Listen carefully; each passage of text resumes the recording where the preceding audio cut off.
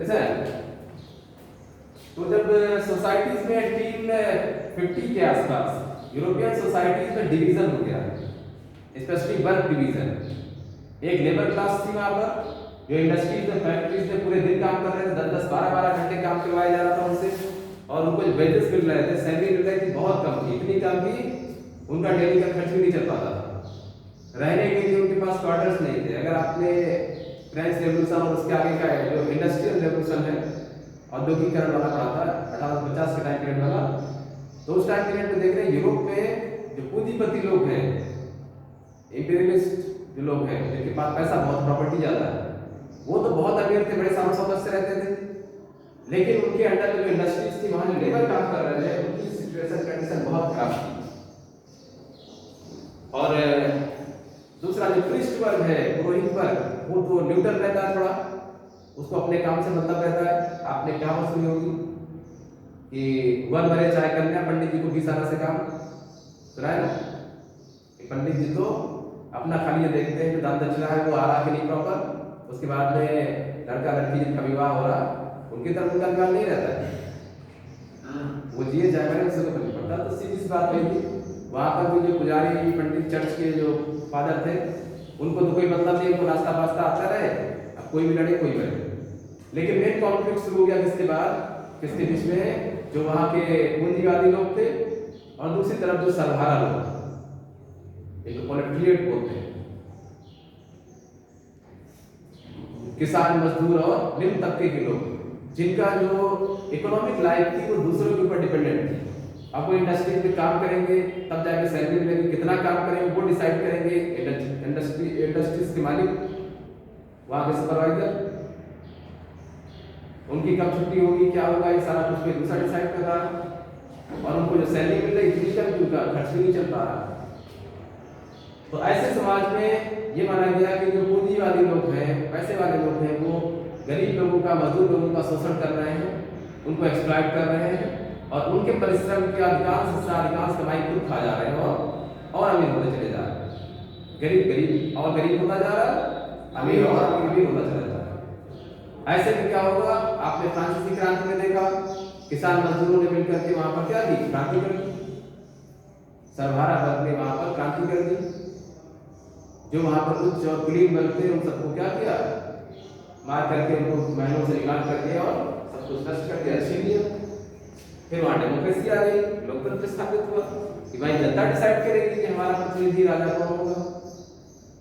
ऐसे ही 1850 के आसपास इंडस्ट्रियलाइजेशन ने इकोनॉमी में पूरी तरीके से कैच नहीं कर ली, एक अधिकार कर लिया, और जो सरहारा वर्ग है, मजदूर वर्ग है, वो बिल्कुल रोड पर आ गया, बिल्कुल भीख मांगने की कंडीशन में पहुंच गया। ऐसी सिचुएशन में कार्ल मार्क्स, एक फिलोसोफर कह सकते हैं आप इनको, जो भी कहिए, फिलोसोफर भी बोल सकते हैं, थिंकर भी कह सकते हैं, इन्होंने एक आइडिया दिया कि क्यों ना ऐसा समाज, ऐसी सोसाइटी स्टैब्लिश की जाए जो कि स्टेटलेस हो। Stateless means no government, no political order, एक ऐसा समाज जहां पर सारे लोग इक्वल हो, सब लोग कमा रहे हैं, सब लोग खा रहे हैं, कोई बहुत अमीर नहीं है, कोई बहुत गरीब नहीं है, काम सबका चल रहा है, और कोई ऐसी पावरफुल अथॉरिटी, सरकार जैसी कोई चीज ना हो कि वो सबके ऊपर हुक्म झाड़ रही है, हुक्म चला रही है, और सब लोग उसको मान रहे हैं, ऑर्डर फॉलो कर रहे हैं। क्योंकि अगर गवर्नमेंट होगी, गवर्नमेंट पे फिर ऑर्डर होगा, एक प्रेसिडेंट होंगे, प्राइम मिनिस्टर होंगे, फिर दूसरे और मिनिस्टर्स होंगे, लोकल लेवल में भी कुछ लीडर्स होंगे, और हर कोई अपने से नीचे वाले को क्या करेगा, एक्सप्लॉइट करेगा, उसका शोषण करेगा, नीचे वाले के ऊपर ऑर्डर चलाएगा। तो ऐसे में क्या होगा, कॉन्फ्लिक्ट शुरू हो जाएगा, संघर्ष शुरू हो जाएगा, वही चीज गिरा जाएगी, पावरफुल और पावरफुल होता जाएगा, अमीर और अमीर होता जाएगा, गरीब और नीचे गरीब होता चला जाएगा। तो उन्होंने कहा कि नहीं, स्टेटलेस सोसाइटी होनी चाहिए, जहां पर कोई सरकार हो, राज्य नाम की, सरकार नाम की कोई चीज नहीं होनी चाहिए, सब लोग बराबर है, सारे लोग मेहनत करें, रिसोर्सेज के ऊपर किसी का कोई मालिकाना अधिकार नहीं होगा, किसी के पास 200 बीघे जमीन, किसी के पास 10 बीघे, किसी के पास 1 बीघे जमीन, ये सब नहीं होगा।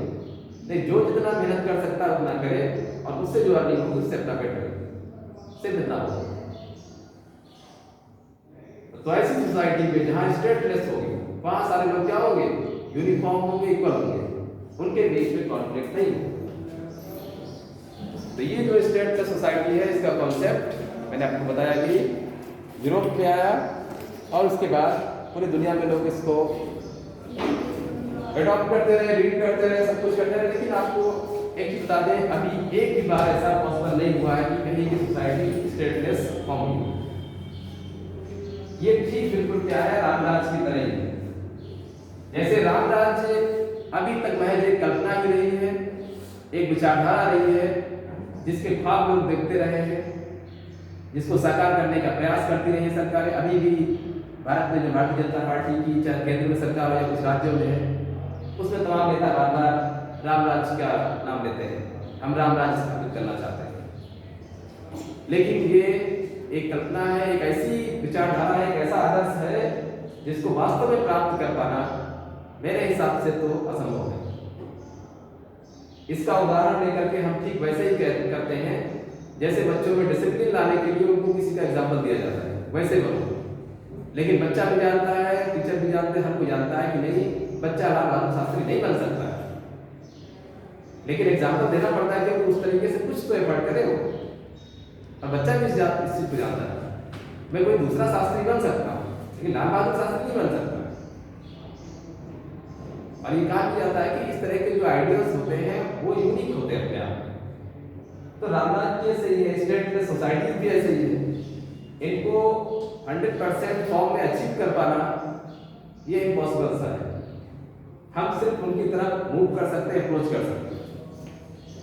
और सबसे जो इम्पोर्टेंट चीज है कि बुक्स में लिख देने से अच्छी बातें और समाज कैसा होना चाहिए, लोग कैसे होने चाहिए, ये तो रामायण में भी लिखा हुआ है, गीता में भी लिखा हुआ है। उसके बावजूद भी आप देखते हैं लोग उससे डाइवर्ट हो जाते हैं, अपने तरीके से काम करते हैं, मनमानी करते हैं। क्या गीता भागवत पढ़ने वाला बिल्कुल उसी के अकॉर्डिंग चलता है, लगता है आपको? नहीं। क्या कुरान पढ़ने वाला व्यक्ति कुरान की सारी चीजों को बिल्कुल एज इट इज फॉलो करता है? क्या वैसा ही हो जाता है? नहीं होता है। ऐसे ही स्टेटलेस सोसाइटीज या रामराज जैसी कल्पना विकसित करके इस पर काम करने के बावजूद भी इनको 100% फॉर्म में अचीव नहीं किया जा सकता। और ऐसा फिलहाल अभी तक तो नहीं पाया, आगे होगा तो हो सकता है कोई कोशिश कर रहा हो।